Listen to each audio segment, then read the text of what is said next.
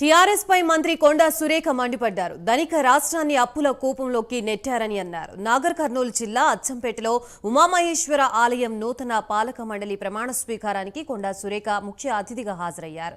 భక్తులకి మెరుగైన సదుపాయాలు కల్పించేలా పాలక మండలి సభ్యులు కృషి చేయాలని సూచించారు. టీఆర్ఎస్ పార్టీ తెలంగాణని లూటీ చేసి పార్టీ ఫండ్ కింద 1500 కోట్లు దాచుకుందని ఆరోపించారు మంత్రి కొండా సురేఖ.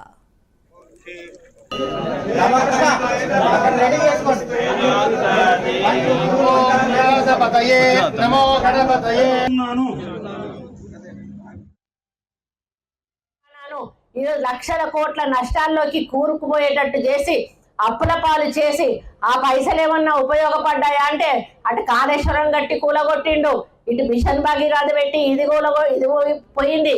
ఈ విధంగా కోట్లాది లక్షల కోట్ల రూపాయలను ప్రజలకు అవసరం రాని వాటికి పెట్టి మరి ఈరోజు అవన్నీ దుర్వినియోగం చేసి వాటిల్లో కోట్ల రూపాయల పర్సంటేజీలు తీసుకొని ఈరోజు టీఆర్ఎస్ అకౌంట్లో 1500 కోట్లు వాళ్ళ పార్టీ అకౌంట్లో ఉన్నాయి అంటే మరి ఎన్ని కోట్లు మరి ఈరోజు వాళ్ళు కమిషన్లు కొడితే అన్ని పైసలు ఉన్నాయో ఒక్కసారి ఆలోచించండి. కాబట్టి మళ్ళీ మేము గెలిచినాము, ఒక నెల తిరగక ముందే మొదలు పెట్టిండ్రు. అయ్యా బాబు మాకు ఇంకా 4 సంవత్సరాల 2-3 నెలల సమయం ఉన్నది, నువ్వు 10 సంవత్సరాలలో కూడా పరిష్కరించని మరి మేనిఫెస్టో సమస్యలు చాలా ఉన్నాయి. నువ్వు కేజీ టు పీజీ అన్నావు, ఇంటికి ఒక ఉద్యోగం అన్నావు, 3 ఎకరాల భూమి అన్నావు, డబుల్ బెడ్రూమ్ ఇండ్లు అన్నావు, మరి రైతులకు ఇంకా ఏమో అన్నావు. ఇవన్నీ ఒక్కటి కూడా నువ్వు అమలు చేయాలి.